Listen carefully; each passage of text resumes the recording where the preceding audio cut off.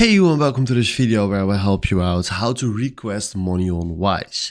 And if you want to request money on Wise, the first thing that you need to know is you need a verified account on Wise, otherwise it's not possible. So what we're going to do right now is we select right here request, and then you see right here who are you requesting from.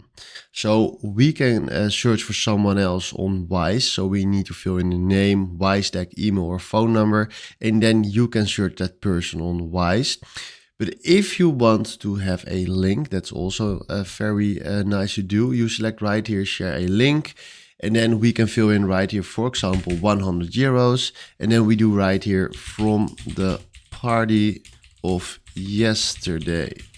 Then we do create payment link. And then from now we can create a QR code that we can send to someone, or we do right here copy, and then you can place it right here. And then this person can do the payment from here.